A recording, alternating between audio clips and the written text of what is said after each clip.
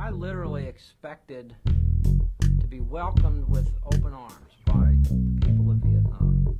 I had in my head the black and white newsreels I had seen on the Walter Cronkite 20th Century show of the American troops rolling through villages in France and being showered with wine and flowers and kisses. And as we were driving down, a guy from the battalion I was assigned to picked me up in a Jeep at Da Nang, and we had to drive the 20 miles to where my battalion was located, and I really was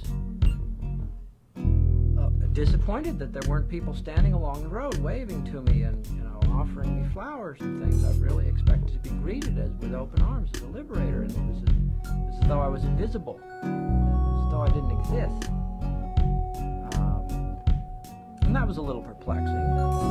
Moreover,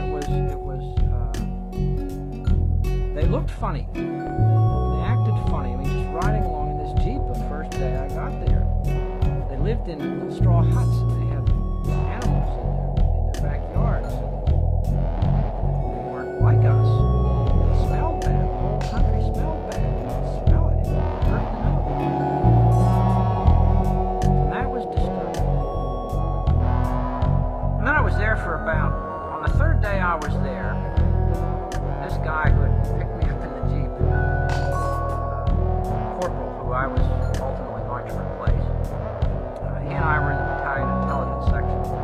We were sent down to the tractor park, the amphibious tractor park, to meet a bunch of detainees. It was our responsibility to take care of prisoners, and detainees were a classification of civilians. They were not combatants.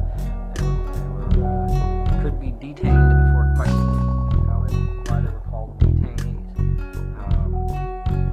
And Jimmy and I went down there to the track park, and two tractors came in. They had a whole bunch of Vietnamese up on top. High, flat-topped vehicles, about 8 or 9 feet tall.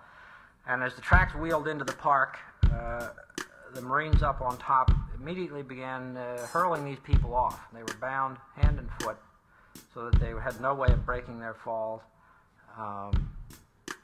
And they were old men, women, children, no young men.